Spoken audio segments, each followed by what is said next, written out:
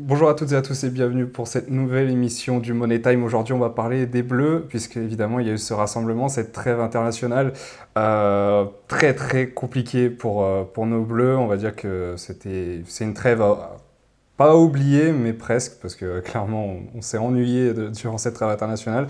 Il y a eu beaucoup de matchs amicaux, il y a eu beaucoup de matchs aussi pour les barrages de l'Euro.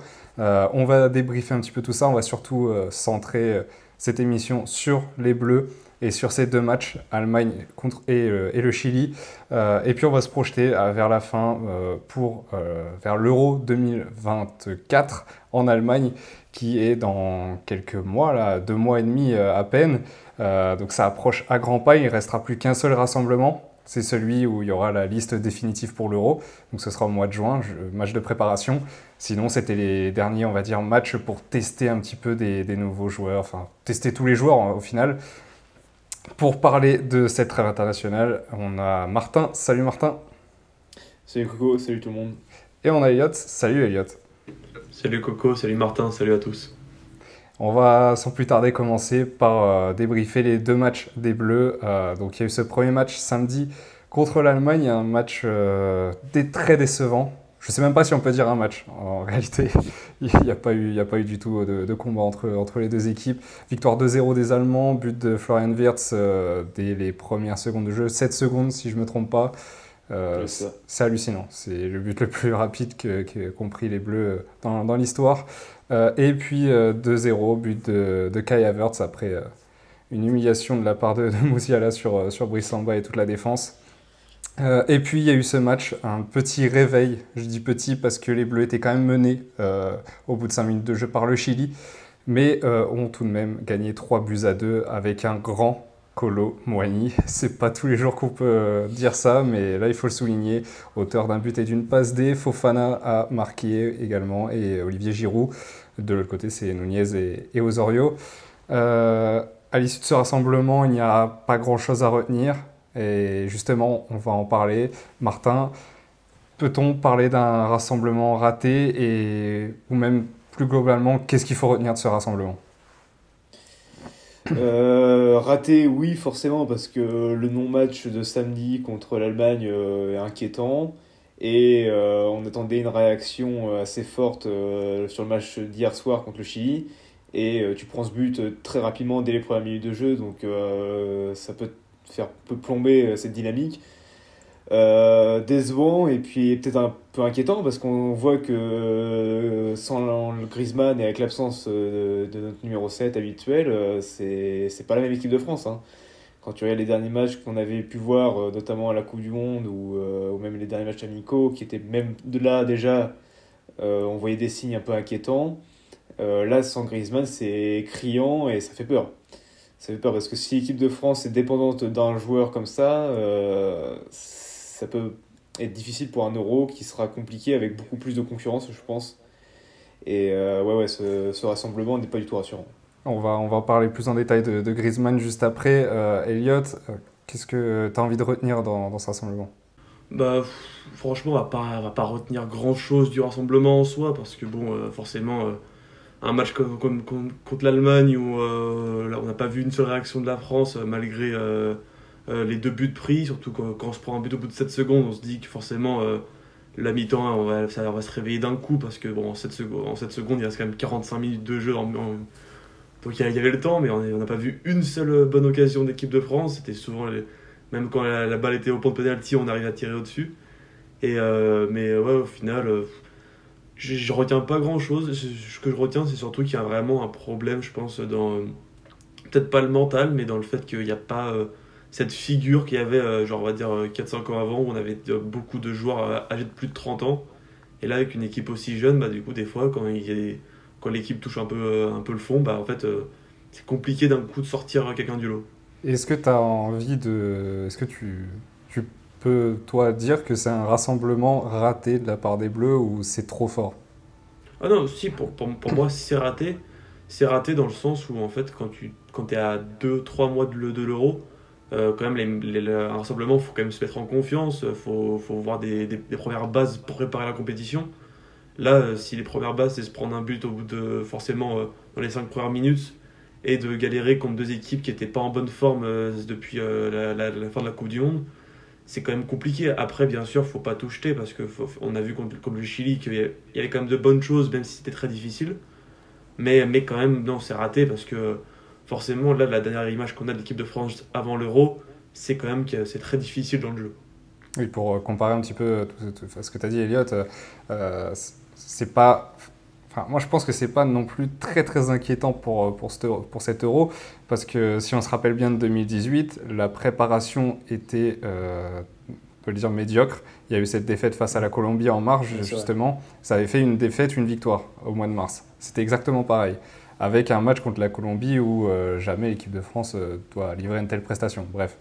À l'Euro 2021, là par contre on est sur 2 victoires en 2 matchs au mois de mars et là c'était une préparation 100% réussie de la part des Bleus. Là on est sur une préparation qui est quand même très, très mitigée encore une fois comme en 2018, mais là où je vais vous rejoindre globalement, c'est qu'il n'y a rien eu du tout.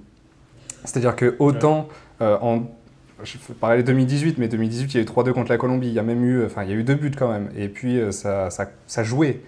Là, contre l'Allemagne, tu sors 90 minutes de vide. Il y a eu un joueur, et c'est ça qui est marquant, un seul joueur qui est sorti du lot. Pour moi, c'est Brice Samba. Alors, à partir du moment où ton seul joueur qui sort du lot, et peut-être Dembélé, on va en parler après, mais bon, pour moi, il n'est pas vraiment sorti du lot. C'est juste qu'on l'a plus vu... et il n'a rien apporté dans le jeu. Il est sorti du lot parce que c'est le seul qui tentait des trucs, on va dire. Ouais, voilà, c'est ça, il tentait des choses, mais au final, pour rien. Mais quand ton seul joueur qui sort du lot, c'est Brice Samba, alors que c'est ton gardien et qu'il en a pris 2, c'est quand même très très inquiétant. C'est-à-dire que si Brice Samba n'est pas là, on va pas se mentir, c'est 3 ou 4-0 que les Bleus prennent. Oui, parce que le nombre d'occasions que les Allemands ont eu pour enfoncer le clou, c'était hallucinant. Et en fait, je ne vais pas dire que c'est inquiétant pour l'Euro, parce que bien sûr que l'équipe de France, ça reste quand même l'une des plus grandes nations du monde. Donc à tout moment, ils arrivent à l'Euro et puis tout va changer. Et puis voilà, on va faire une super compétition. Mais en fait, ce qui est inquiétant, c'est vraiment en fait, dans le jeu, la défense. Là, dans ces deux matchs, franchement, il n'y a pas un défenseur que j'ai regardé. Je me suis dit, défensivement, c'est propre. C'était très dur. Les marquages, franchement, c'était souvent à la ramasse. Ça peut être inquiétant dans le sens où on n'a pas encore trouvé le duo parfait pour la compétition. C'est ce que j'allais dire. Au final, ce qui est encore plus inquiétant, c'est que tu as testé 2 charnières différentes et même 2 lignes de défense différentes en 2 matchs. Et dans ces 2 matchs, ils ont été catastrophiques, les deux lignes défensives. C'est ça qui est très très inquiétant aussi. Martin. Et moi, je me demande quand est-ce que Didier Deschamps va comprendre que mettre un défenseur central à droite, c'est nul. Quand est-ce qu'il va comprendre ça, que c'est pas efficace, que ça mène à rien, que ça apporte rien au jeu de l'équipe, et que c'est même pire encore. Alors, parce que Koundé a quand même pas fait une très mauvaise entrée. J'ai tendance à le tailler un petit peu trop. Mais là, pour le coup, face au Chili, c'était pas mauvais non plus. Oui, mais il l'a dit avec le Barça, quand Xavi le met à cette position-là, il l'aime pas. Oui. Et puis, et c'est pas un latéral de métier, tu le vois, offensivement, les dédoublements avec un ailier, c'est pas du tout pareil. La qualité de centre, c'est pas ce qu'on attend d'un défenseur latéral. Koundé, ça passe encore. Pavard, j'ai même pas envie d'en parler. Non, moi, c'est ce que je comprends pas encore dans la tactique de Deschamps. Ça fait 2-3 ans qu'il s'entête à essayer ça marche pas. Quand est-ce qu'il va comprendre qu'il faut arrêter cette expérience, parce que là ça apporte vraiment rien à l'équipe, et je pense que ça porte plus un déséquilibre qu'autre chose, tout ce bloc et cette ligne défensive, parce que c'est beaucoup trop mauvais, on va dire. Les deux, surtout avec les 2 joueurs que tu utilises à ce poste-là, Koundé et Pavard, c'est vraiment 2 défenseurs centraux de métier que tu décales exprès sur la droite, alors que tu as des joueurs qui sont capables de jouer à ce poste-là, qui jouent vraiment à ce poste-là, et que tu ne mais qui se blessent tout le temps. C'est terrible, mais voilà, t'as Klose, mais au final, au bout de 8 minutes, il se blesse. Et... Oui, mais il n'y a pas que lui, après, il y a pas... Et voilà, c'est pas que lui, mais en même temps, là, il faut tester des joueurs, c'est assez risqué aussi. Bah oui, mais Deschamps le fait pas. Deschamps le fait pas. C'est ce que j'aimerais un peu des fois de la part de Deschamps, c'est que même si c'est pas du tout son style, il aime bien avoir son groupe à lui. Oui. C'est qu'il y a pas, on retrouve pas ce truc dans les autres sélections où d'un coup il va tenter un joueur. Ouais. Parce que Il l'a fait avec Zaïre Emery, sauf que Zaïre Emery, en fait, ce que tout le monde dit, c'est que c'était obligé. C'est confirmé. Voilà, c'est ça. Mais par exemple, là, Nagelsmann l'a fait pour cette sélection. Il a pris 5-6 joueurs qui n'ont jamais été appelés. Et on l'a vu contre la France. Et les mecs, ils ont tout donné. Et puis en fait, là, ils ont peut-être un billet pour l'Euro. Surtout le latéral gauche, là, Mittelstädt, qui a marqué hier. Et qui a été monstrueux aussi contre la France. Ça, c'est la patte Nagelsmann, on va dire. Mais c'est vrai que c'est pas le tempérament de Deschamps de faire ça, de tenter des jeunes. Pourtant, il devrait, parce que voilà, comme on l'a dit, c'est le dernier rassemblement où tu peux encore oser certaines choses. Parce que là, en mai, on l'a dit, c'est fini. Hein, tu ne pourras pas tenter quoi que ce soit. Là, tu fais ta liste définitive et terminé. Là, il pouvait tenter des latéraux, notamment. Je sais pas, je pense que tu penses à la même chose, Elliot, mais Sacha Boé, Malo Gusto. Même un Simakan qui joue à un défenseur central et à Leipzig qui peut jouer à droite. À droite, franchement, un défenseur central. Même si c'est le profil de Deschamps. Oui. Un défenseur central qui sait jouer à droite. Et sauf que Simakan sait bien le faire. Ouais, c'est ça.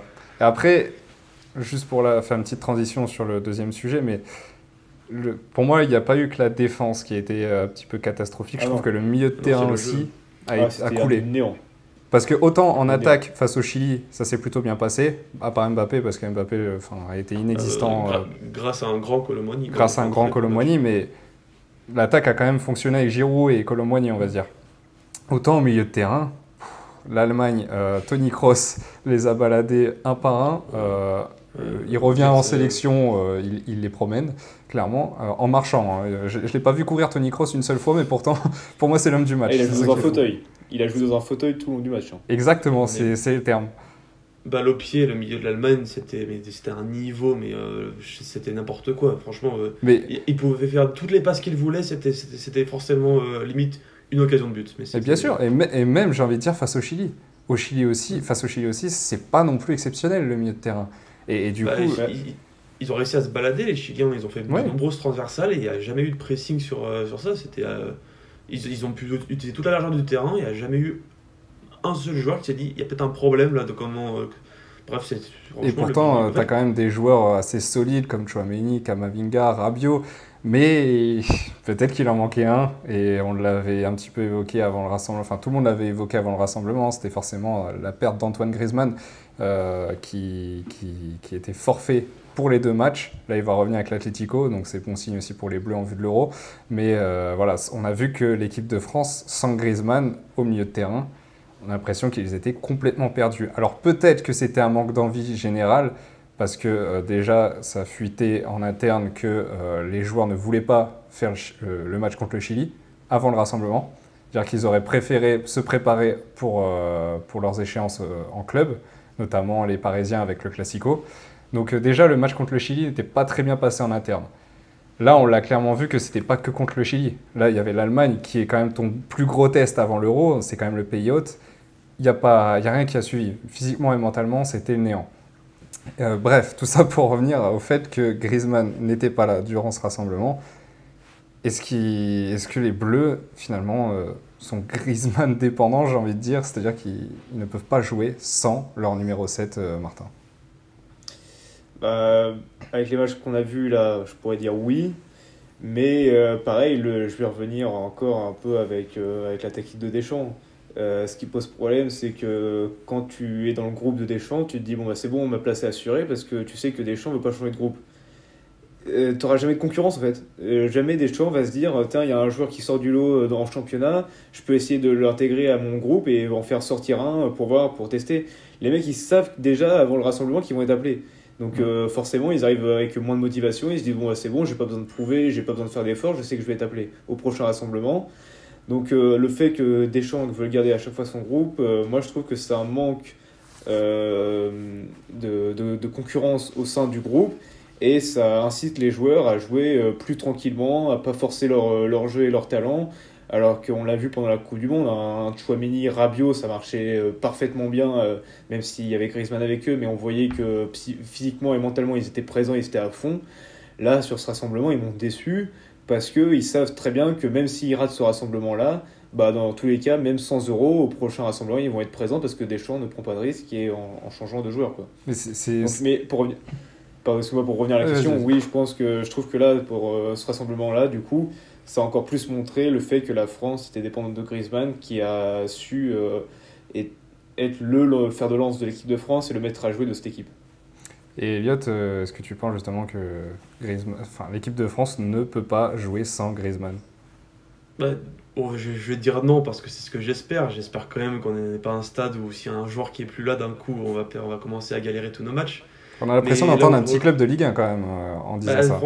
Non, mais parce que c'est vrai que là, du coup, on était sur 84 matchs avec Griezmann. On voyait que dans le jeu, franchement, c'était Griezmann qui pouvait défendre, attaquer. Dans le jeu, c'était monstrueux. Donc, forcément, là, d'un coup, 2 matchs sans lui, on voit que dans le jeu, c'est moins fluide. Du coup, on se pose des questions. Mais non, là où je rejoins Martin, c'est que oui, il y a ce truc de les joueurs, ils n'ont pas trop de concurrence au sein de la sélection. Mais il y a aussi cette chose où je me dis, en fait, l'équipe, elle est tellement jeune que des fois, il faudrait peut-être aussi appeler même des milieux français qui sont plus expérimentés pour amener cette figure un peu voilà, en fait, moi, je sais faire ça. Un peu comme Kroos avec l'Allemagne, ça faisait 2-3 ans qu'il n'était pas appelé avec l'Allemagne. Il vient dans un milieu avec un attaque à Wirtz et Musiala, et tu vois que en fait, juste un mec de 35 piges qui joue pas avec son pays depuis 3 ans, en fait, d'un coup, ça change tout. Oui, mais Elliot, est-ce qu'on en a en équipe de France? Est-ce qu'on en a en France, en fait? C'est ça aussi le problème. C'est que tu n'as plus de vieux briscards capables, en réalité, d'être titulaires en équipe de France. Après, ça, c'est aussi le cas, c'est parce que c'est comme l'a dit Martin, on tente pas de faire des choix un peu risqués, parce qu'en vrai, c'est tout bête, mais regarde à la Coupe du Monde, Deschamps, il avait sorti un peu de nulle part, il avait pris Nzonzi. C'était pas c'était un choix, on ne s'attendait pas, et tu vois que là, il y a forcément... je vais pas dire de nom comme ça, parce qu'en vrai... pour moi, le seul qui peut ressortir dans ce style-là, c'est N'Golo Kanté, mais est-ce qu'on a vraiment envie de revoir N'Golo Kanté maintenant? Là, c'est ça, en fait, il y avait des Kanté et Pogba qui normalement pourraient être là, mais bon, Pogba, voilà, on sait ce qui lui arrive, et Kanté, il en a réussi au 10. Mais en fait, là, je pense aussi à des vraiment vieux milieux français qui font des bons matchs. Mais après, là, je dis ça parce que j'ai vu le match il n'y a pas longtemps de Villarreal, où je voyais Capou qui continuait à faire des super matchs avec Villarreal.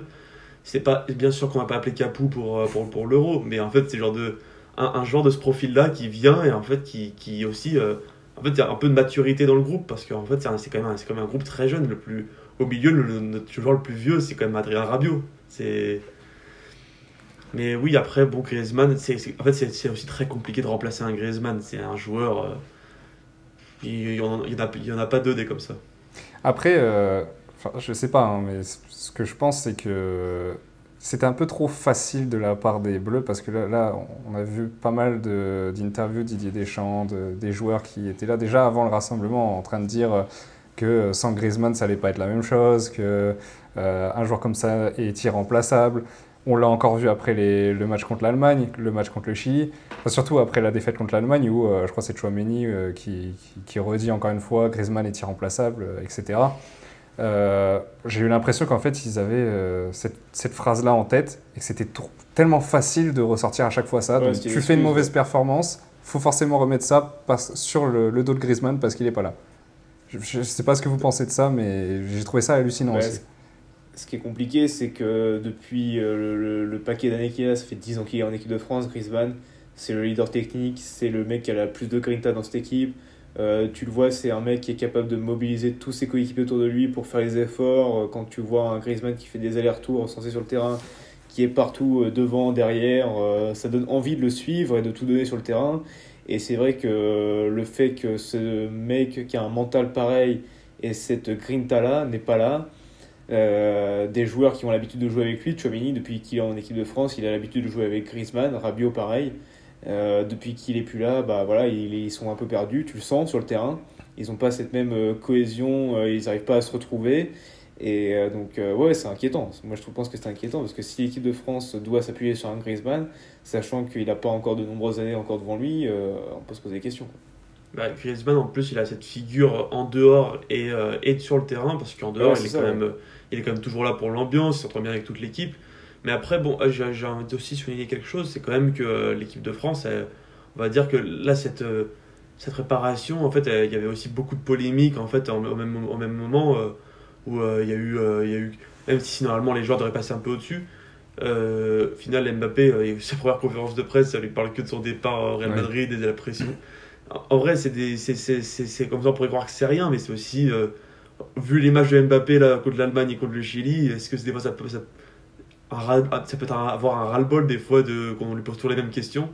Mais là, en tout cas, ce qui est sûr, c'est quoi sur les deux matchs, quand tu vois que c'est les deux premiers matchs depuis 84 matchs avec d'affilée Ouais. pour Griezmann, ça doit faire quoi, 4-5 ans.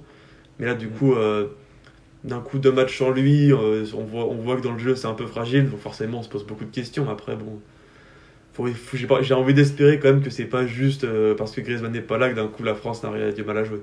Moi, je pense que c'est pas juste à cause de ça, mais par contre, je trouve que c'est quand même assez médiocre le milieu de terrain sans Griezmann. C'est-à-dire que, comme je vous l'ai dit, j'ai Ah vu ouais. un néant absolu dans les deux matchs. Ah bah il y avait rien.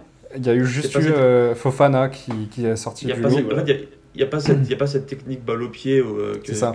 que les joueurs de l'Allemagne ont, par exemple. Et puis, t'as pas assez Ça de reste projection aussi. très. Ouais, non, mais en fait, ça reste très scolaire un peu ce qu'ils font. C'est un peu les bases du milieu de terrain quand tu commences à être pro. Et en fait, il n'y a pas cette prise de risque des fois de tenter d'un coup une passe très en profondeur vers Colomani ou Mbappé qui, vu leur vitesse, en vrai, il n'y a pas beaucoup de défenseurs qui peuvent les suivre.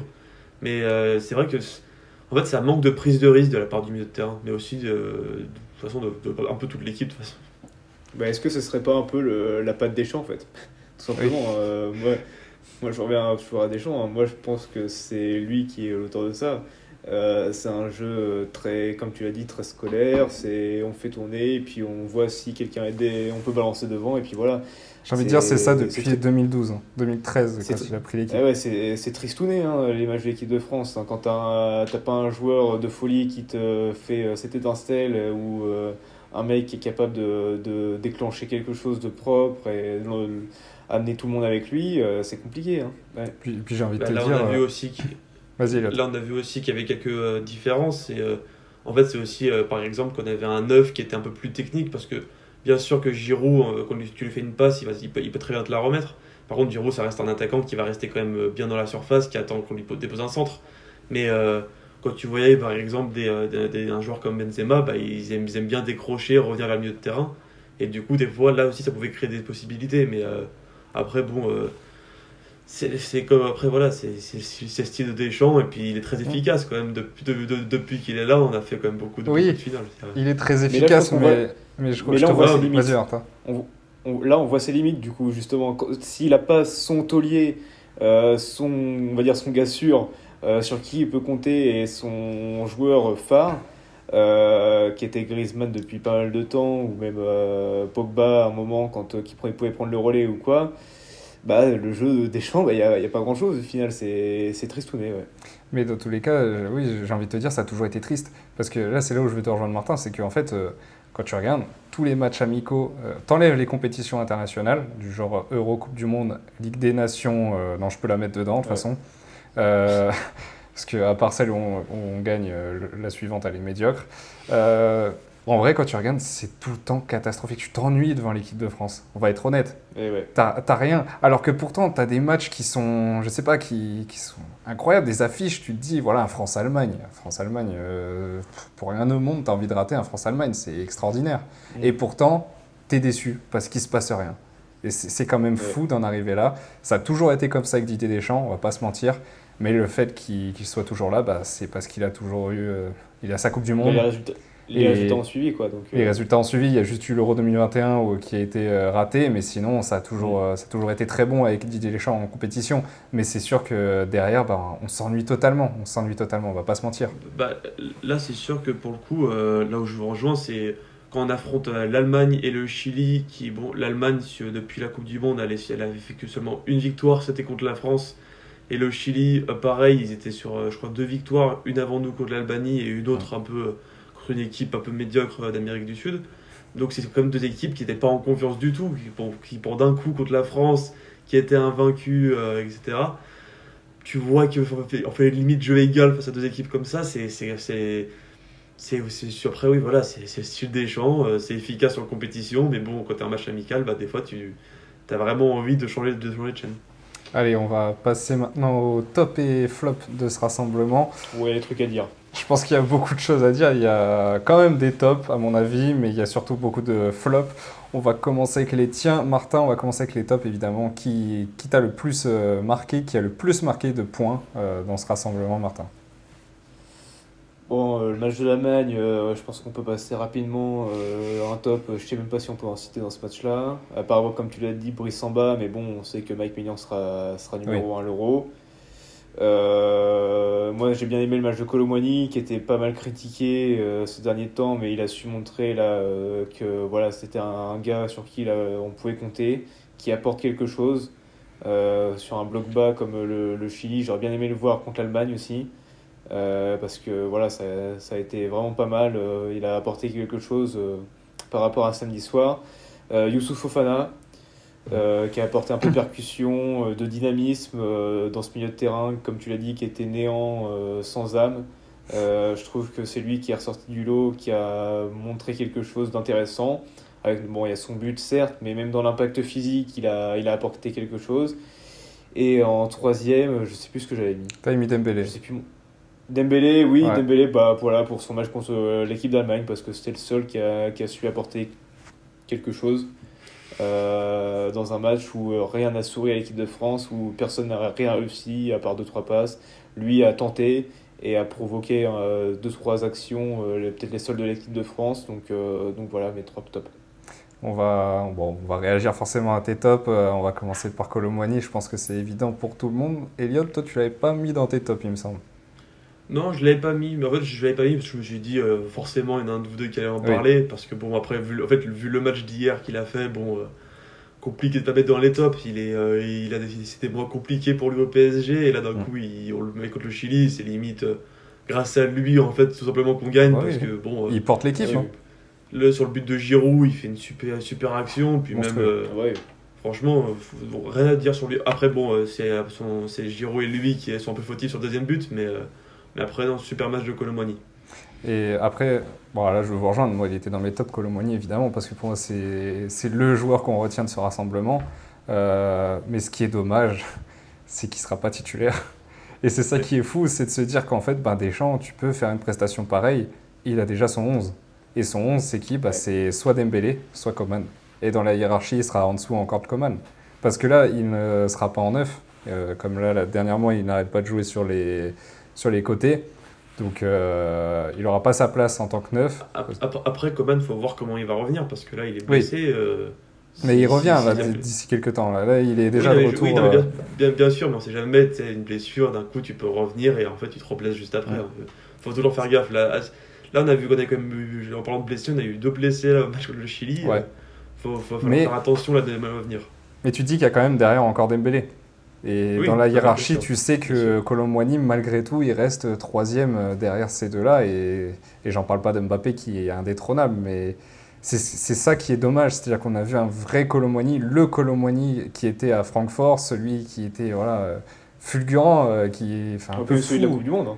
Celui de la Coupe du Monde, clairement. Même si, bon, on l'a pas beaucoup vu à la Coupe du Monde, à part la finale, mais il apporte cette énergie extraordinaire. Et là, on a retrouvé ce Kolo Muani, mais un an après. Justement, j'espère que ça va leur remettre en confiance et qu'il pourra faire une belle fin de saison avec le PSG. Et justement, qui sait, juste avant quand il se fera convoquer pour l'Euro, qui montre à Deschamps qu'il faut compter sur lui et qu'il peut passer devant un Dembélé, même si, bien sûr, ça peut être compliqué. Et si c'était lui qui faisait gagner avec des champions à Paris? Ouais. Non, mais avec le tirage qu'il y a eu, tout est possible pour Paris, tout est possible pour Kolo Muani. Ils la gagneront pas, mais oui, on peut espérer. On sait jamais. On va passer à ton deuxième top. C'était Youssouf Fofana, qui a forcément fait on va dire un bon match contre le Chili. Voilà, Elliot, qu'est-ce que tu as envie de dire sur Youssouf Fofana? Je crois qu'il était aussi dans tes tops. Oui, il était dans mes tops, mais en fait, moi déjà, Fofana, c'est un joueur qui j'avais déjà du mal en fait, au début avec l'équipe de France. Et depuis le dernier rassemblement, même si c'était contre Gibraltar et la Grèce, au final, c'était un des joueurs qui s'était le plus fait remarquer. Et j'avais déjà trouvé à ce moment-là que au milieu, c'était un de ceux qui voulait le plus montrer qu'il voulait jouer. Et là encore, là, on l'a vu contre le Chili, en fait, quand dans un milieu où nos joueurs phares, ils sont un peu discrets. Fofana, en fait, il sait que lui, il n'est pas titulaire pour l'Euro, mais justement, il veut montrer qu'il peut l'être, en fait. Donc là, il donne tout pour. Mais non, mais en tout cas, oui. C'est ce que je reviens là-dessus encore. C'est ce que je parlais de la concurrence. Fofana n'est pas assuré de faire partie du groupe ou de partir titulaire à l'Euro. Bah, il a besoin de prouver, il a besoin de le montrer. Il le fait sur le terrain pendant un rassemblement comme ça, le dernier avant l'Euro. Il montre et tu le vois qu'on le met dans les tops parce que c'est le seul qui a réussi à sortir du haut milieu de terrain. Voilà, j'en reviens encore à la même chose, mais c'est ce que je pense. Je trouve que ce manque de concurrence dans le groupe est préjudiciable et n'est pas bon pour la vie de ce groupe-là. Et dans tes tops, il y avait également Ousmane Dembélé, surtout face à l'Allemagne, tout simplement. C'était parce qu'il fallait en mettre un troisième, parce que voilà, je ne savais pas qui mettre, et puis je me suis dit peut-être en mettant quand même un par rapport à l'Allemagne. Il me semble qu'Eliott est d'accord avec toi, justement. Non, oui, en fait j'avais mis Dembélé parce que oui, en fait le match contre l'Allemagne, j'avais pas envie de mettre Samba en top parce que bon, même s'il fait un bon match, il se prend quand même 2 buts, puis bon, vu le deuxième but, ça fait des notes en moins. Mais non, mais Dembélé, en fait, oui, c'est toujours pareil, en fait. Son côté, c'est monstrueux, il passe n'importe quel joueur, on dirait qu'il est inarrêtable. Et par contre, quand il faut centrer, c'est plus que brouillon, quoi. Quand il faut finir, tout simplement. En fait, quand il faut faire le dernier geste, on dirait vraiment juste, il se dit, bon, je vais faire ça là, et puis après, c'est réglé.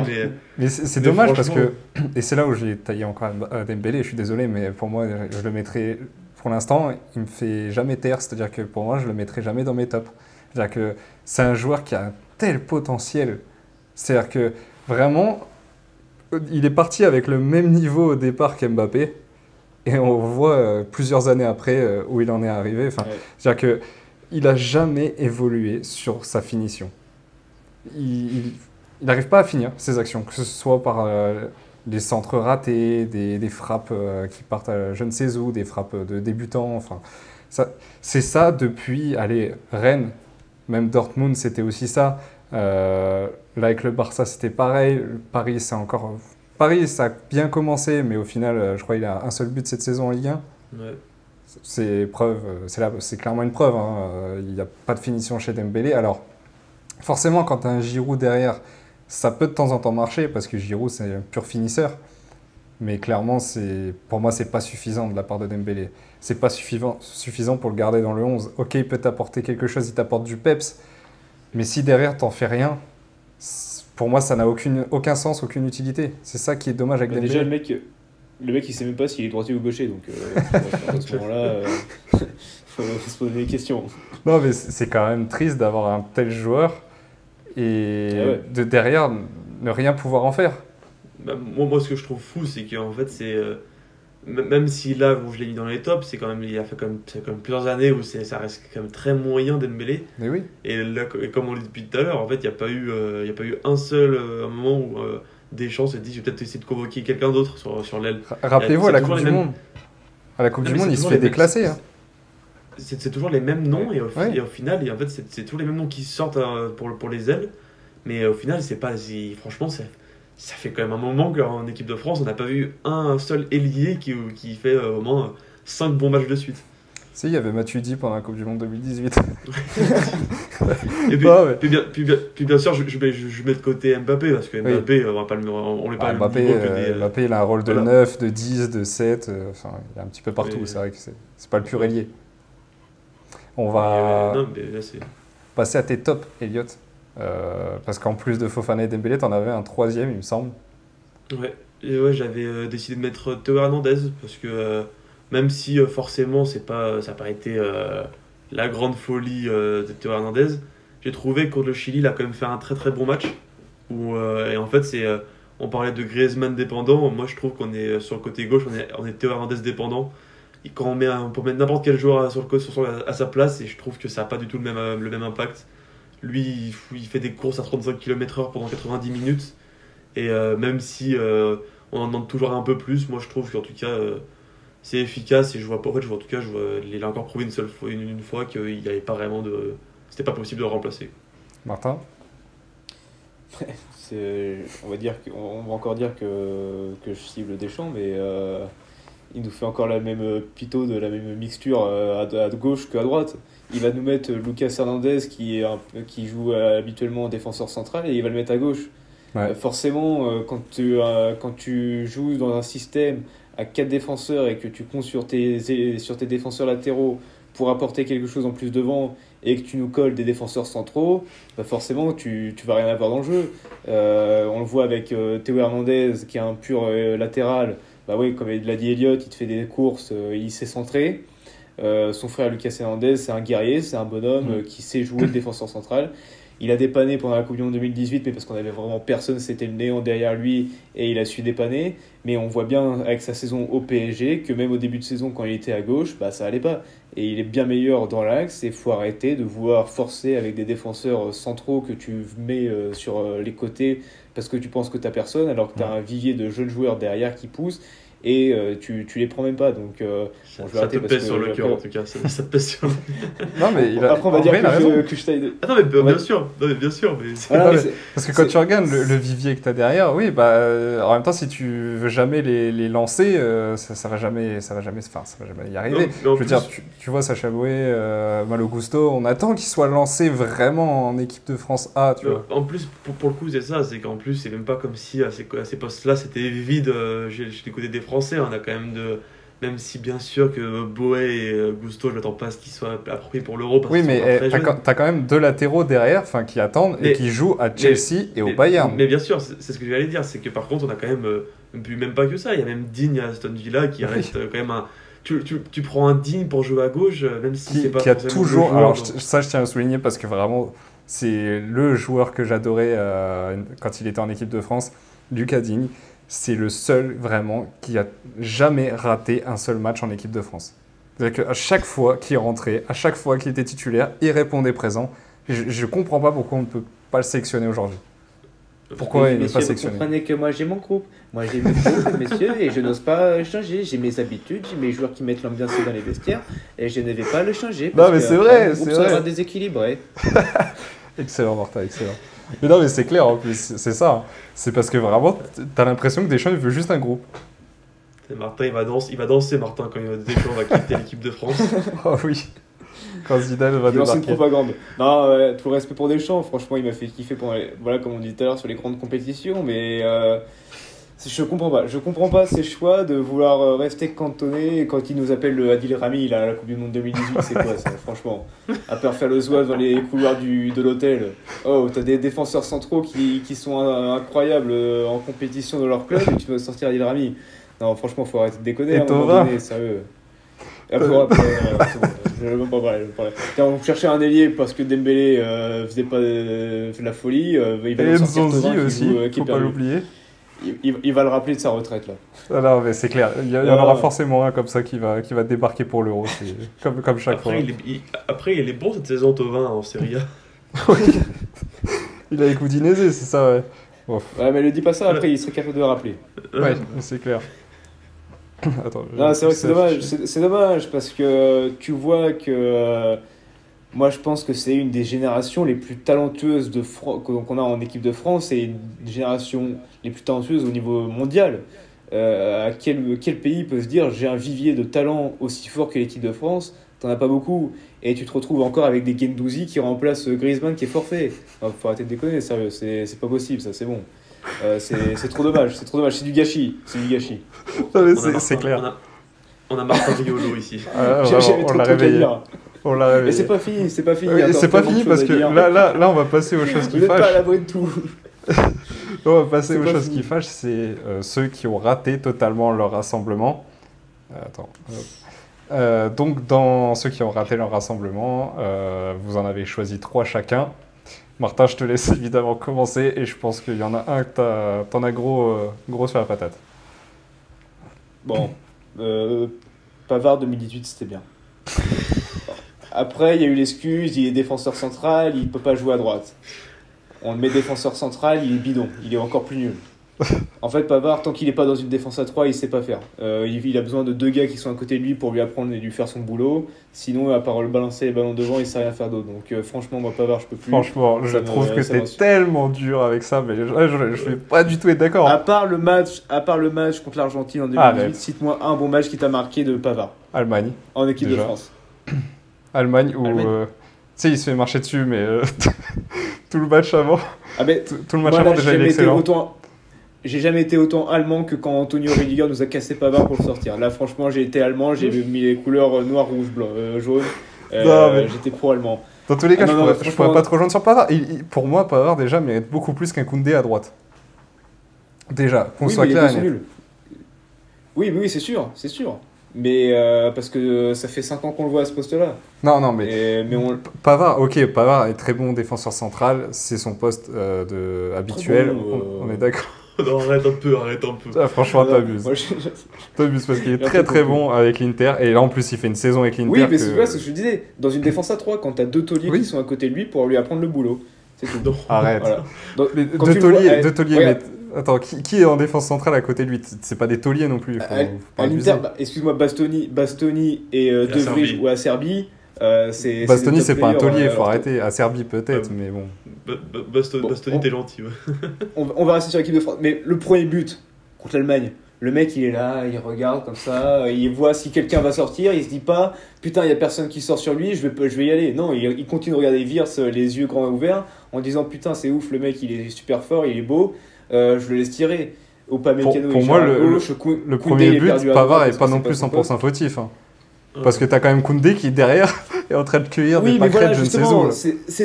c'est le problème. Tu mets un défenseur Bah central oui, à mais- droite qui est pas son poste, le milieu de terrain qui est perdu aussi, et puis Pavard qui est perdu avec tout le monde parce que s'il a pas quelqu'un pour lui dire où se placer, bah, il sait pas où se mettre. Non, parce qu'en vrai, moi, je suis pas d'accord avec ce que tu dis. Pavard, c'est le seul, entre Koundé et Pavard, c'est le seul qui arrive à se projeter tout le temps vers l'avant et à te délivrer des bons centres. Chose que n'arrive pas du tout à faire Koundé.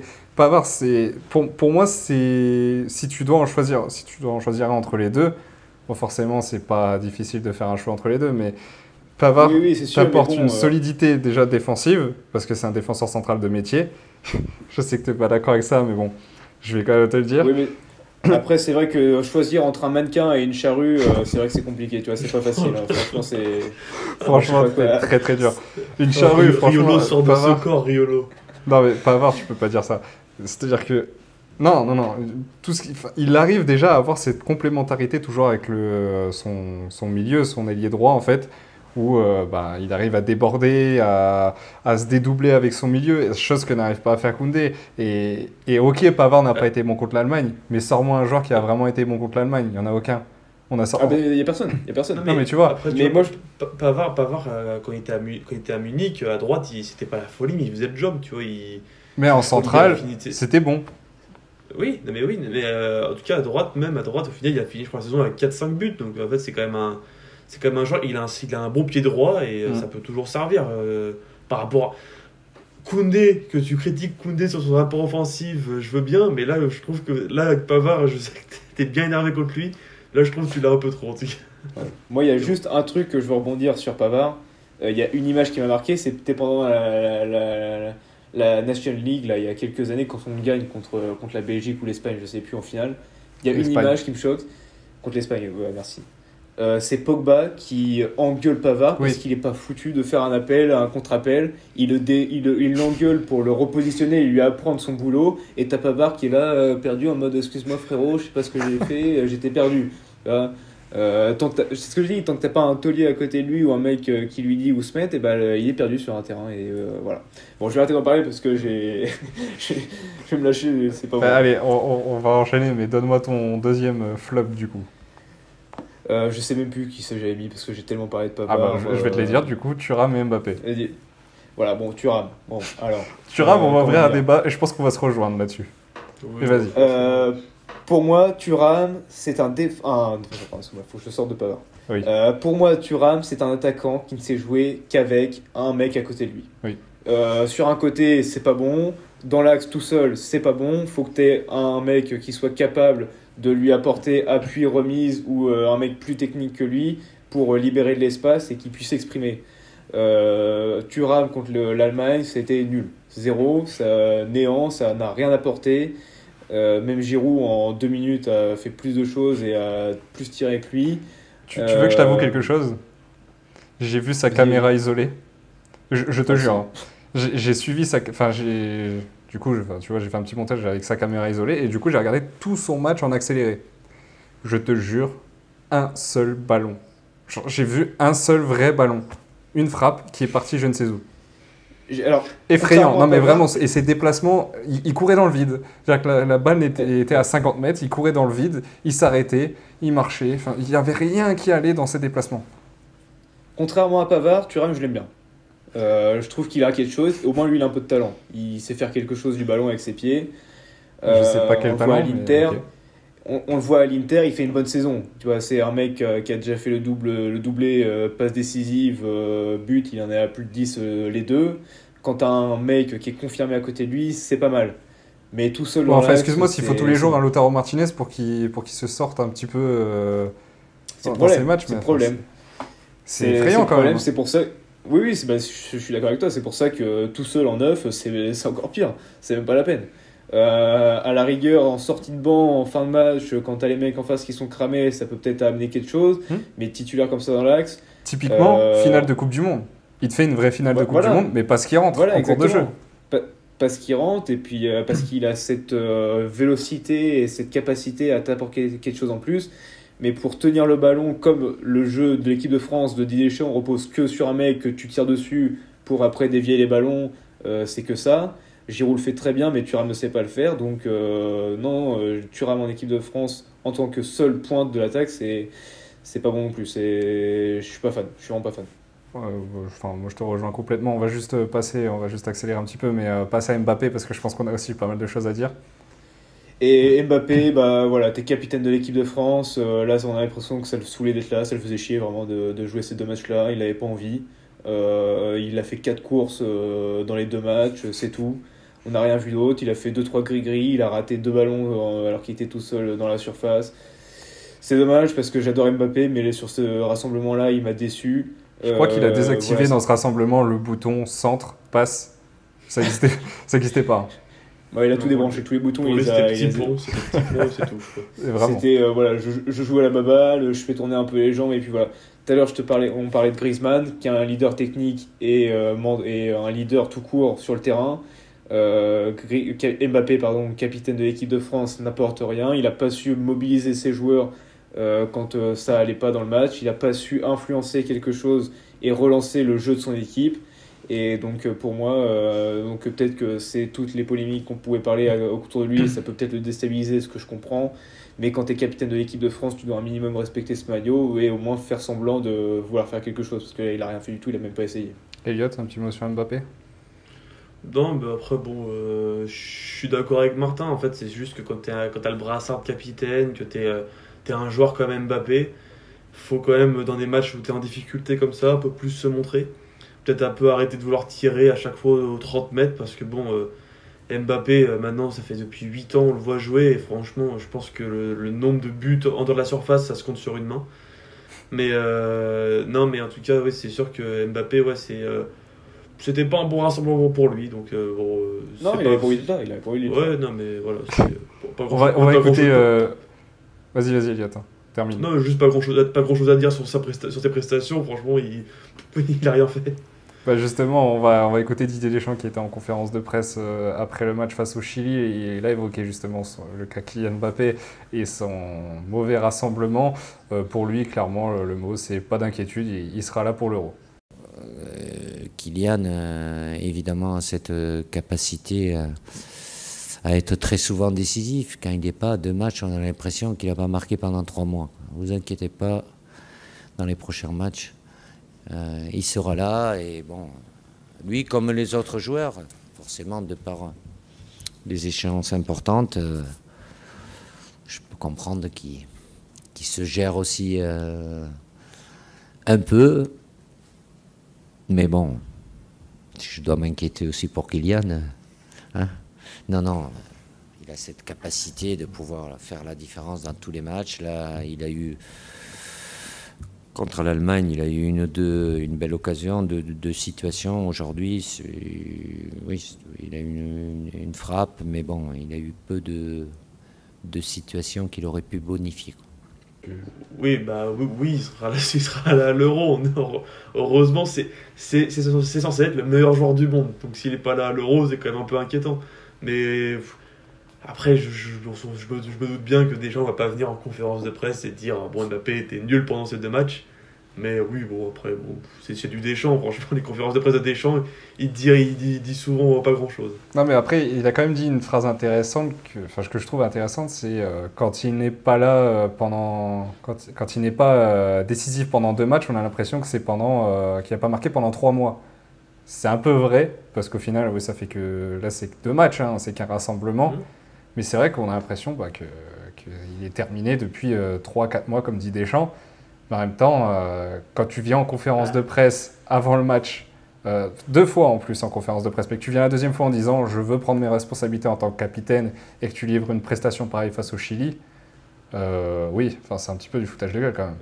Mais non, mais c'est le rôle d'un joueur comme lui. Le Portugal et l'Argentine, quand Ronaldo et Messi ne marquaient pas dans les matchs importants ou même pendant 2-3 matchs, bah on leur en parlait en mode oula, ça va pas en ce moment. En fait, c'est quand t'as un joueur comme ça, en fait, c'est juste, faut savoir que quand t'es en mauvaise période, bah oui, on va venir sur toi parce que bah là, t'as fait 2 matchs mauvais, on en parle et c'est normal, c'est pas parce que d'un coup il fait 2 matchs qu'on va en parler en mode bon, c'est foutu, l'Euro on va le perdre, Mbappé il est trop nul. Non, c'est juste là, il a fait 2 matchs mauvais, on le souligne, mais après, faut juste que Mbappé, là, l'Euro, il vienne et il ne fasse pas des matchs comme ça où on dirait qu'en fait, voilà, il a envie de jouer à la baballe. On attend un peu ce rôle qu'avait Ronaldo avec le Portugal où il pouvait à tout moment changer le score, quoi. Oui, puis après, il ne faut pas oublier qu'il sort Enfin, là, il est dans une saison où il va faire je ne sais combien de matchs, je pense 60 matchs, Oui, 50-60 matchs à la saison. Ça va être quand même assez éprouvant pour lui. Donc, s'il peut aussi se ménager en vue de l'Euro, ça, c'est pas trop mal. Oui, c'est bien ménagé là. Ouais, là, c'est vrai que c'est bien ménagé. On va juste passer à tes flops, Elliot, avant d'enchaîner. Il me semble que tu avais Klose aussi dedans. Ouais, en fait, j'ai mis Klose parce que bon. Même si là on l'a pas beaucoup vu, en fait c'est bon, forcément c'est malheureux, tu te blesses aussi vite pendant le seul match où tu peux un peu te montrer. Ouais. Mais en fait moi c'est juste que pour moi Klose, il a beau être très bon avec Marseille, faire de nombreuses passes décisives, moi j'ai toujours du mal à le voir un peu en mode titulaire à droite en équipe de France. Pour moi il a pas la carrure pour. Après bien sûr Ouais, que non, mais c'est triste à dire, mais c'est vrai. Hein, il a jamais confirmé en équipe de France. Et là, tout le monde le disait, c'était la dernière chance pour prouver qu'il avait sa place à l'Euro. Il l'a pas saisi, encore une fois. Et dommage pour sa blessure.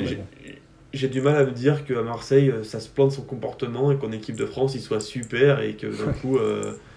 Bref, c'est juste mon avis. Pour moi, Klose, là, c'était sa dernière chance. Il s'est blessé et même s'il est appelé, pour moi, ce sera pas. Après, vous dites qu'on a donné sa chance à Klose. Excusez-moi, est-ce qu'on a eu vraiment quelques rassemblements où Klose était titulaire vraiment 2 fois indiscutable sur 2 matchs? Non, Deschamps ne l'a même pas appelé pour la Coupe du Monde alors qu'il méritait d'y être. Il ne lui a jamais fait confiance, il ne l'a jamais mis en valeur, il ne lui a jamais montré qu'il avait confiance en lui et qu'il pouvait être ce joueur côté droit de l'équipe de France. J'en reviens encore au cas Didier Deschamps qui n'a pas su, en tout cas, utiliser correctement Jonathan Klose, qui est pour moi le seul véritable latéral droit dans le groupe France en ce moment et qui doit être titulaire normalement. On va passer maintenant à la deuxième partie qui porte plus sur l'Euro 2024. On va se projeter, hein, on l'a dit, c'est dans 2 mois et demi à peu près. Le premier match sera face à l'Autriche le 17 juin, le second le 21 juin face aux Pays-Bas. Et on connaît le troisième adversaire des Bleus qui était un des barragistes. Ce sera la Pologne de Robert Lewandowski qu'on avait déjà affronté et battu à la Coupe du Monde 2022 au Qatar en 8e. Et voilà, ça va être la Pologne, le troisième adversaire, ce sera le 25 juin. Donc dans cette Euro 2024. La Pologne qui rejoint ce groupe, est-ce que ça vous fait finalement peur ou pas du tout, Martin? Parce que là, on est quand même sur 3 grosses nations, enfin, bonnes nations, on va dire. Des bonnes. On va dire que c'est un peu le groupe piège parce que c'est des équipes un peu, on va dire, dans la catégorie outsider. Tu sais qu'ils vont pas aller au bout, mais on n'est jamais à l'abri d'une petite surprise. Les Pays-Bas, je pense qu'ils ont un vivier de bons joueurs qui est en train de se construire, une belle équipe qui est en train d'émerger. L'Autriche, j'ai l'impression qu'ils sont un peu plus en fin de cycle. Là-bas, il n'est pas sûr d'être là en plus.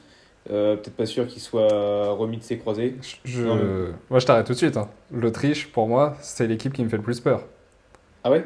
Parce que l'Autriche est monstrueuse. En ce moment, je peux te donner, je peux te donner des petites stats, enfin une petite stat déjà, une seule défaite lors de ces 14 dernières rencontres.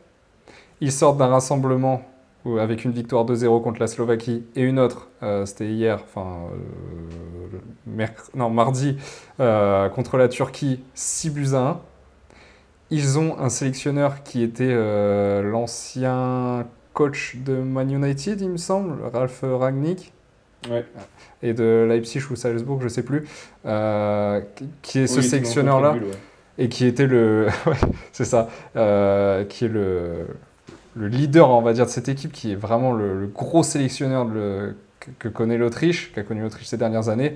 Et de ce que j'ai vu, franchement, il installe un pressing exceptionnel face à ses adversaires. C'est ce que j'ai vu de l'Autriche. En fait, dans les matchs des Autrichiens, on voit que leurs adversaires sont complètement pressés constamment. Ils n'arrivent pas à bien jouer, en fait, à développer leur jeu. Alors c'est dangereux parce que du coup, il y a beaucoup de failles derrière.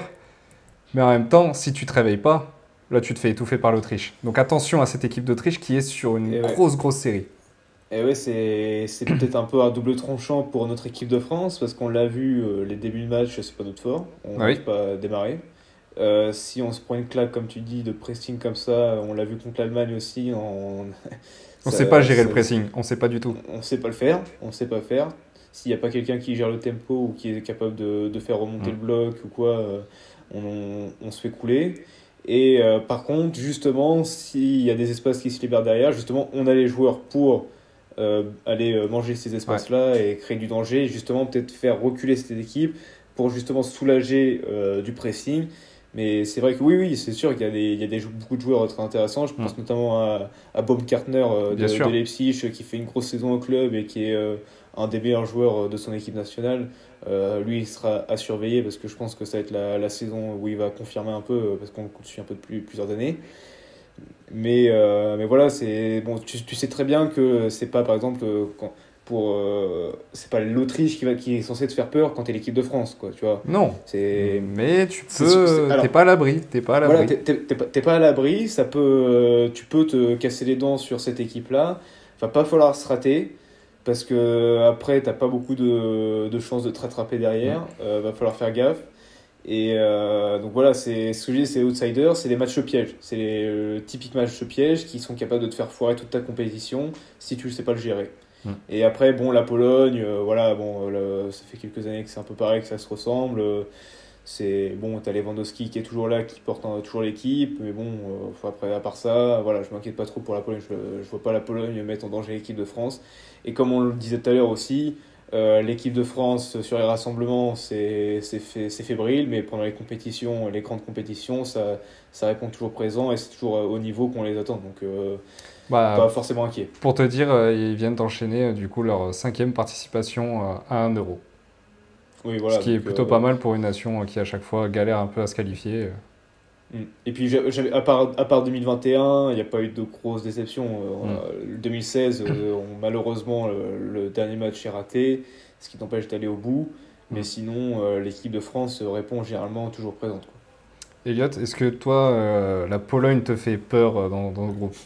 Non, franchement, la Pologne ne me fait pas du tout peur parce que j'ai regardé le match face au Pays de Galles et quand pendant 120 minutes tu t'es fait dominer à ce point par le Pays de Galles. 0 tir cadré dans tout le match. C'est inquiétant. Franchement, même si le Pays de Galles, bien sûr que c'était pas un superbe match, c'est juste que les joueurs avaient plus envie de se qualifier, c'était chez eux en plus. Mais la Pologne, moi, franchement, ça fait des années, quand je regarde les matchs de la Pologne, franchement, je m'endors à chaque fois.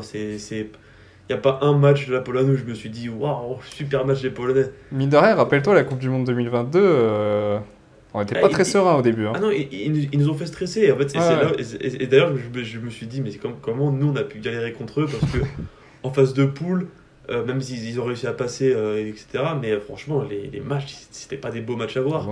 Et là encore, au final, ils font les barrages. Et au barrage, après avoir vraiment écrasé l'Estonie face au Pays de Galles, Lewandowski, franchement, j'ai rarement vu un mec qui joue 120 minutes et à partir de la 110e commence à faire des courses de à 30 km/h pendant tout le match. Il n'a rien fait du match et à la toute fin, il a commencé à vouloir être dans le jeu, mais sauf que c'est un peu tard, quoi. Faut se donner avant. Donc non, puis La Pologne, c'est pas une équipe qui me fait peur. Puis en plus, maintenant à l'Euro, il y a toujours ce truc du le meilleur troisième. Voilà. Bien sûr. Donc si jamais il y a un match raté, en fait, bon, la France, je la vois pas faire 3 défaites. Mais non, la Pologne, ça me fait pas peur. Le Pays-Bas, ça fait des années où c'est en difficulté. Et puis même là, dans les derniers matchs amicaux, franchement, contre l'Allemagne, c'est quand même un peu brouillon leur jeu. Même s'il y a de très bons joueurs, je pense à des Frimpong, des Depay qui peuvent changer. En défense, c'est quand même solide. Ouais, et puis oui, c'est Simons. En défense, c'est solide. T'as Ake, Van Dijk, Van de Ven. Mais pour autant, franchement, c'est pas une équipe qui, franchement, fait très peur dans le jeu. Et puis nous, on l'a eu pour se qualifier. On les a battus plutôt facilement les deux fois. Ouais. Et puis après, l'Autriche, l'Autriche, c'est la plus grosse équipe contre laquelle on va. En tout cas, actuellement, oui. C'est celle où je me dis, s'il y a un grand match pour justement voir si l'équipe de France est prête pour l'Euro, c'est celui-là. Sachant qu'il me semble qu'en Ligue des Nations, nous avait battu l'année dernière ou il y a 2 ans. Ah, j'ai le souvenir d'un match nul ou une défaite contre l'Autriche là-bas.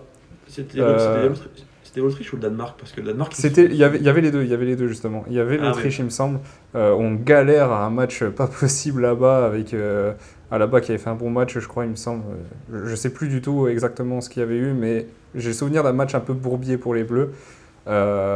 Et puis pour revenir un petit peu sur les Pays-Bas, sur ce que tu disais, bon là, je vais un peu sortir du sujet, mais c'est une équipe qui a tellement de talent, mais depuis des années. C'est-à-dire que quand on regarde depuis 2010, ça n'arrête pas, et même avant, enfin, ils ont toujours eu des joueurs excellents, un vivier phénoménal, mais c'est celui qui est à la tête qui ne va pas. C'est celui qui est à la tête de cet effectif, Ronald Koeman, qui a détruit le Barça, qui va détruire cette sélection. Non, mais c'est vrai. C'est-à-dire que c'est vrai.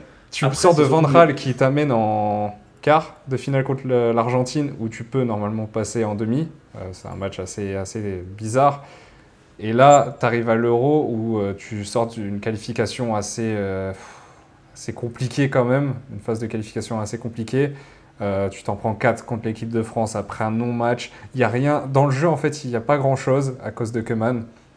Parce que clairement, cet effectif-là est fait pour au moins atteindre les demi d'un Euro, voire même plus. Bah, là où je ne suis pas d'accord, c'est que je trouve quand même que depuis la Coupe du Monde 2014, les Pays-Bas, c'est vraiment plus comme avant. Franchement, Coupe du Monde 2010, ils vont en finale et ça se joue à rien.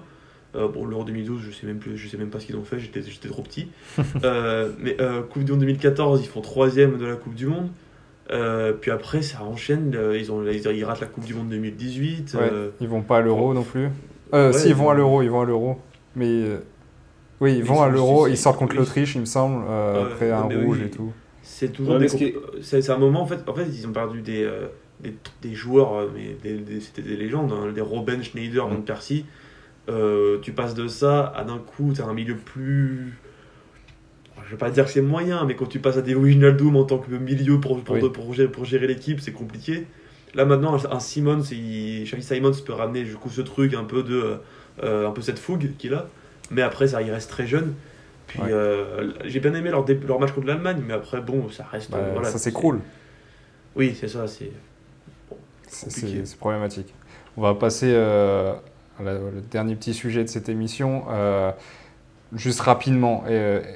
Est-ce qu'il faut s'inquiéter pour les Bleus après cette dernière prestation, ce rassemblement en vue de l'Euro ou pas du tout, Martin? Non, pas forcément, parce que voilà, les mecs qui sont là dans le groupe France, ils ont tous des grosses échéances qui arrivent avec leur club, donc je pense que ce rassemblement-là de matchs amicaux, ils y font pas forcément attention. T'as pas forcément la tête à penser à ça, donc voilà, ça peut excuser une partie de ce mauvais rassemblement. Et voilà, comme on le disait, on l'a rappelé tout à l'heure, quand l'équipe de France arrive sur une grosse compétition internationale, ne se rate rarement. Et donc, c'est ce qui me fait dire que voilà, c'est pas forcément inquiétant. C'est décevant, mais c'est pas inquiétant. Je pense que l'équipe de France a largement les moyens de rebondir et aller chercher un beau parcours dans l'Euro. Elliot ? Normalement, j'aurais voulu dire non, mais en fait, là, je vais dire oui, je m'inquiète, dans le sens où on a quand même une grosse partie de nos joueurs qui vont enchaîner les matchs jusqu'à la fin de saison. On a franchement un paquet de Français, en tout cas dans les joueurs importants, qui sont encore en Ligue des Champions et même tout simplement en Coupe d'Europe. Donc là où ça m'inquiète, c'est qu'on a quand même des joueurs qui sont, on va pas dire fragiles, mais qui peuvent toujours un peu se blesser à tout moment. Même si Konaté est revenu, juste avant ça, il enchaînait les matchs absents parce il était blessé. Là, Griezmann est blessé, bon, même s'il va revenir, on ne sait jamais ce qui peut se passer jusqu'à la fin. Donc là, juste où je m'inquiéterais, c'est si jamais Deschamps l'a dit de toute façon après le match, il faut que. Ouais, c'est vrai, qu'ils essayent un peu de pas prendre trop de risques en fin de match, par exemple, ou quand tu mènes les 10 dernières minutes, tu commences encore à donner tout donner, essayer un peu de limiter les efforts, mais tout en quand même jouant, parce que c'est quand même leur rôle dans leur club. Mais ouais, là où je m'inquiète, c'est juste si on a encore des absents un peu trop importants. On l'a vu à la Coupe du Monde 2022, lors de la finale, il y avait 2-3 joueurs qui étaient absents. S'ils étaient là, ça aurait pu changer quelque chose.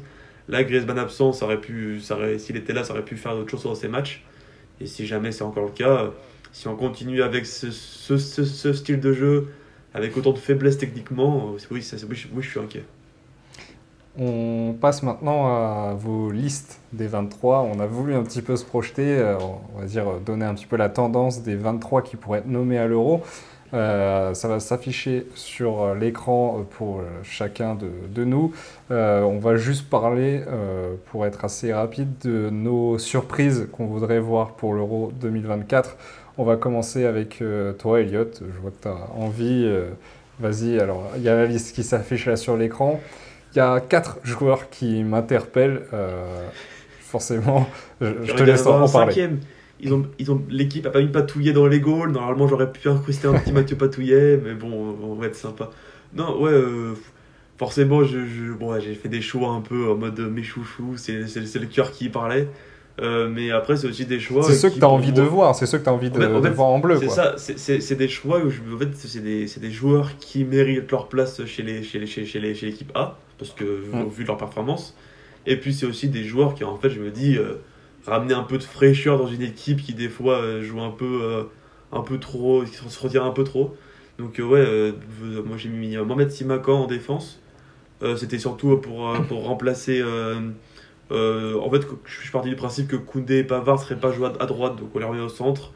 Je me dis Deschamps, il aime bien les défenseurs centrales qui jouent sur le côté. Hop, on met Simakan parce que comme ça, moi je suis content, Deschamps est content, tout le monde est content. C'est assez surprenant, mais.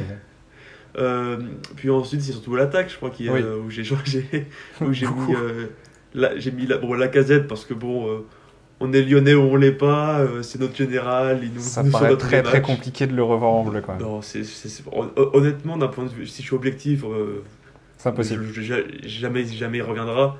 Non. Par contre, vu que moi c'est ce que je l'ai mis dans ma liste.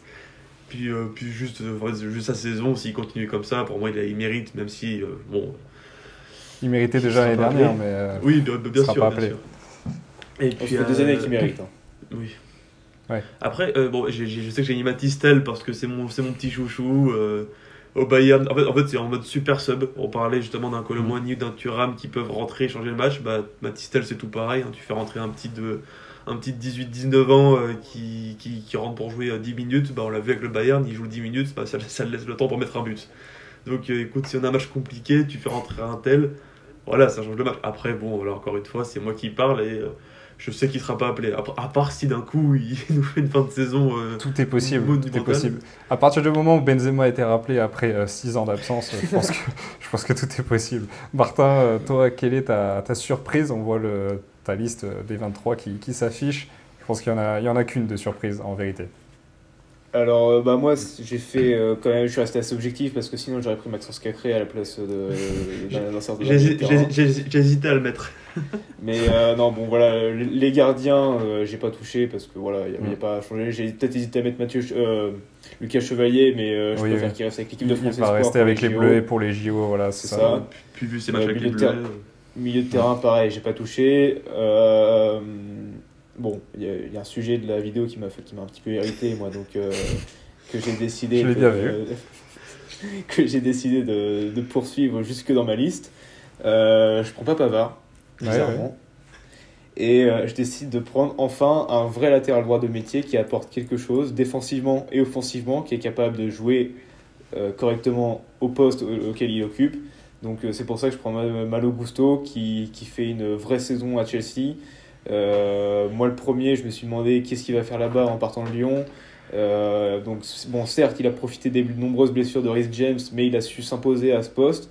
Il est adoré par les fans de Chelsea. Il a conquis tout le monde là-bas. Il a prouvé qu'il avait la capacité pour occuper ce poste-là. Donc, pour moi, j'aurais aimé le voir sur un rassemblement des Bleus cette année. Malheureusement, Didier Deschamps est sélectionneur. Non, ça a été le cas. Il a été remplaçant. Remplaçant. Voilà. Oui. Donc, oui, il a déjà été sélectionné, hein, il me semble. Voilà, Oui, il a été appelé, mais c'est déjà trop. Pour Deschamps, fallait pas plus. Tu vois, c'était déjà trop de risques. Donc, il est lyonnais, des Raxa, des champs, il éternue quoi. Il y a un lyonnais qui a pas. C'est pour la vie du groupe, voilà. Donc voilà, moi ma surprise c'est Malo Gusto que je prends parce que je pars quand même titulaire avec Klose. Mais si jamais voilà, ses performances avec Marseille s'améliorent pas ou sont et puis pas si aussi régulières, sa blessure si sa blessure mais j'ai vu que c'était entre 4 ça va et pas 5 être long semaines, mais ça peut l'impacter encore une fois toute la saison. C'est sûr, la préparation pour l'Euro sera pas optimale. Bien sûr. Donc c'est pour ça que je prends un vrai latéral droit de métier en backup pour le remplacer au cas où si ça va pas, et devant je décide de prendre Alexandre Lacazette.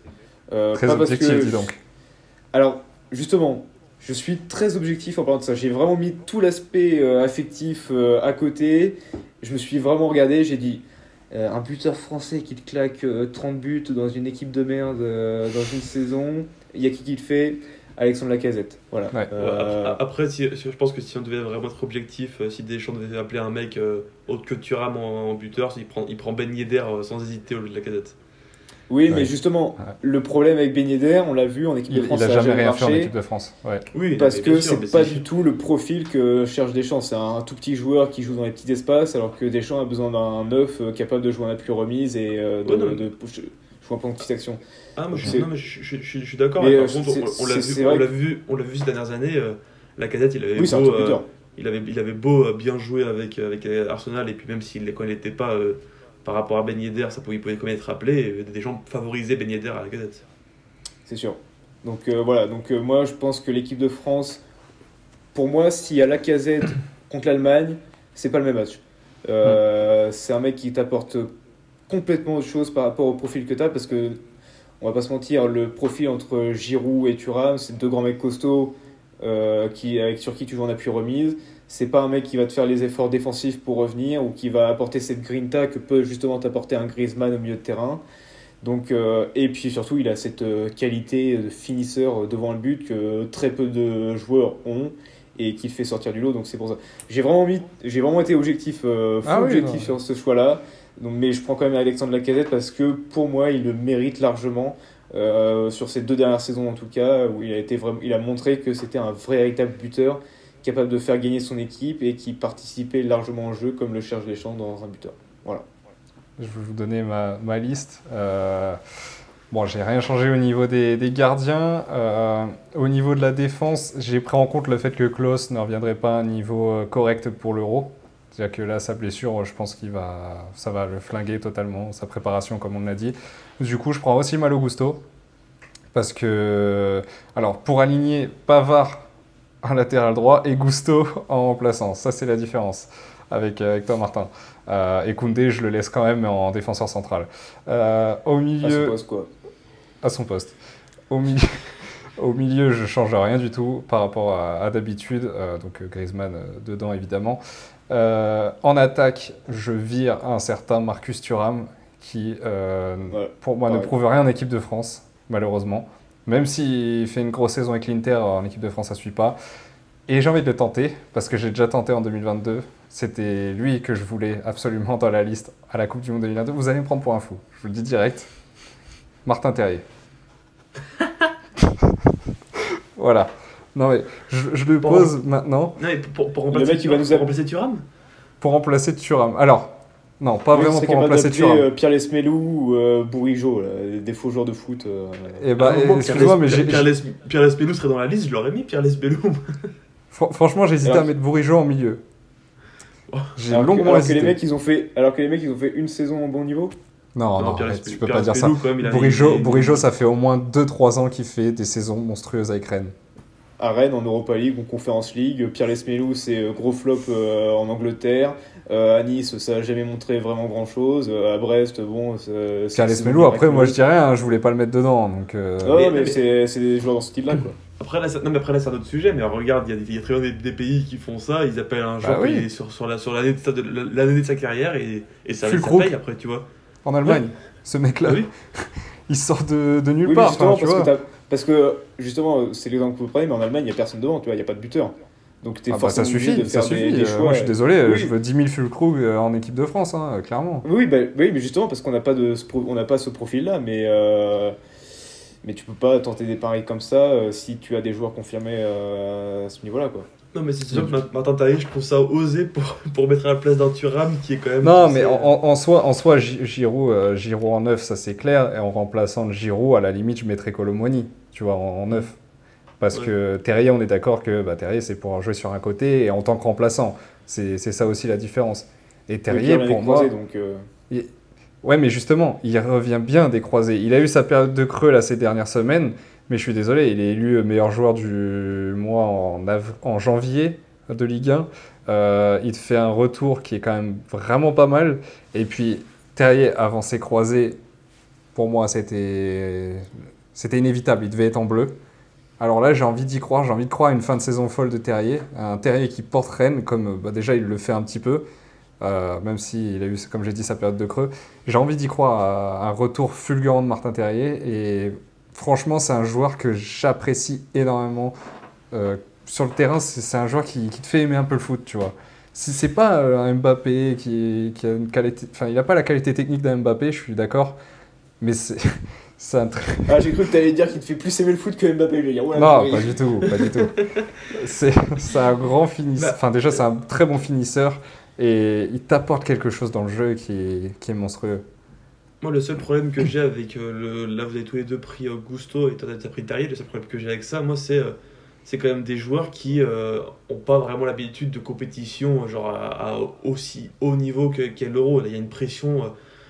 Tu t'amènes un Gusto et un Terrier dans des stades en Allemagne qui font tous 50 000 places avec une grosse ambiance. Terrier, quand il était à l'OL, il joue en Ligue des Champions. Oui, mais il joue Ligue des Champions, mais sauf qu'il oui, mais c'est quand même une des compétitions les plus prestigieuses du foot. Oui, non, mais bien sûr. Non, mais après, même Gusto, il peut gérer la pression, il joue en première ligue. Mais juste, c'est d'un coup endosser un nouveau truc de pression pour la toute première fois. C'est Terrier, ça première. Après, on va être honnête. Il sera pas à l'Euro, je dis clairement. Bien sûr. En fait, là, c'est plus un joueur que j'ai envie de voir, que j'ai envie de tester, tu vois, en équipe de France. Non, mais je comprends. Peut-être que si Deschamps n'est plus sélectionneur, on pourra peut-être voir des tests se faire, dont Terrier. Non, mais tu vois, Terrier, typiquement, avant qu'il se fasse les croisés au Mondial, il devait être sélectionné. Je suis désolé. En plus, il commence à plus être tout jeune, là. C'est dommage, parce que ça fait quand même un moment qu'il aurait pu être appelé. Ouais. On passe maintenant au jeu. Allez, pour conclure cette émission, je vous ai concocté un petit jeu bien sympa. Vous savez que Kylian Mbappé a dépassé un nouveau petit record, on va dire, même si c'est pas vraiment un record. Au niveau des passes décisives, je vais pas vous donner le nombre. Moi, je l'ai. Bon, vas-y, donne-le. J'hésite entre c'est 27. 27 passes décisives, c'est le deuxième meilleur passeur de l'histoire des Bleus. Je n'en dis pas plus, vous allez me donner les 9 autres meilleurs passeurs de l'histoire des Bleus, donc ça veut dire de la première à la 10e place. Évidemment, Kylian Mbappé est deuxième avec 27 passes décisives. Martin, je te laisse commencer, donne-moi un nom. Griezmann, évidemment, c'est le premier, c'est le record à battre, 30 passes décisives. Elliot. Je vais quand même... Là, en fait, du coup, j'ai trop de noms qui me viennent en tête. Parce que là, en fait, j'ai peur de dire un milieu genre plus récent et d'un coup, tu me dis, bah non, il n'est pas dans le top 10. Mais je sais pas, je vais tenter un Matuidi, par exemple. Mais je suis même sûr qu'il n'y est pas, en fait. Ça passe pas. Je crois que c'est une victoire nette sans bavure de Martin. On va quand même... C'était sûr. Matuidi n'est pas dans le top 10. Mais là, le but, c'est quand même de continuer. On va essayer de les trouver. Allez, Martin. Thierry Henry. Thierry Henry, il est troisième. Clairement, avec 27 passes décisives, c'est celui qu'Mbappé a dépassé ce week-end. Platini. Platini ? Ouais. Oui, 5e avec 20 passes décisives. Elliot, Ouais, vas-y. Même Zidane, il est dedans. Zidane, 4e avec Ouais, 26 passes décisives. Ah, vas-y. Martin, Et j'ai dit Matuidi. Giroud. Non, Ouais. il n'est pas dedans. Ah putain, j'aurais cru Giroud. Ah Non, ok, bon. Par exemple, je sais pas, Lizarazu. Non, là tu vas beaucoup trop loin. Il faut quand même Ah chercher au milieu de terrain et en attaque. Benzema. Bien sûr, Karim Benzema, 19 passes décisives, il est 8e. Ouais, mine de rien, il a quand même marqué l'histoire des Franck Bleus. Ribéry. Putain, mais il Franck a Ribéry. Franck Ribéry, 10e, 17 passes décisives. Samir Nasri. Non, Ah ok. Bon, je suis champion. là on sort de cette époque Nasri Ribéry. Enfin, quoique, il y en a. Ouais, non. On sort de cette époque-là. Blanc. Non. Ah ouais. Djorkaeff, il doit y être, non Oui, Djorkaeff, bien il- sûr. Yuri Ouais, Djorkaeff, Putain. 7e avec 20 passes décisives. Il en Ah, manque tu vois, un. J'avais pris l'eau latéral. Il en manque Il un. manque un seul. Vous vous rappelez du T'as dit but qu'il était- de l'Euro 2000? Ah, Trezeguet. Trezeguet. Non, celui qui fait la passe. Wiltord. Oui. C'était- Waouh. Sylvain Wiltord. Et enfin, il marque en Et- plus Sylvain Wiltord. J'étais l'égalisation, même je pas crois. né, moi. Et bah Sylvain Wiltord, 18 On passes n'a décisives. pas été très bon là, on n'a pas été très bon. Ah, là, j'ai. Vous avez pas été très bon, effectivement. Surtout Elliot avec Matuidi. Matuidi. Mais j'ai quand même gagné. J'ai quand même gagné, donc ça me va. Bien sûr. J'avais que Matuidi en tête. C'était le seul nom qui me sortait. Allez. J'ai fait tous les joueurs que j'ai vus grandir et je me suis dit, Ouais, non, Matuidi, mais- il est forcément dedans. C'était bien tenté. Allez, on va. Bah, bravo déjà à Martin pour ce jeu Merci, remporté. c'est un plaisir. Merci. Et on va se laisser là-dessus pour cette émission. On se retrouve pour une prochaine émission. Et là, ce sera le retour en plateau, évidemment. La fin des visios, retour en plateau pour cette fin de saison footballistique et même cette fin de saison sportive, on va dire, avec plein d'échéances qui arrivent. La Ligue des Champions, l'Euro, enfin, il y aura tellement de choses. Les JO à préparer. Ouais, les JO. Et il y aura aussi du vélo, forcément. Ça arrive, les classiques. UFC 300. Le Giro, l'UFC 300, tout ce qui arrive là au mois de avril, mai, juin, ça va être exceptionnel. Ce sera sur le plateau évidemment. Sur ce, on vous dit à la prochaine et passez une bonne journée ou une bonne soirée.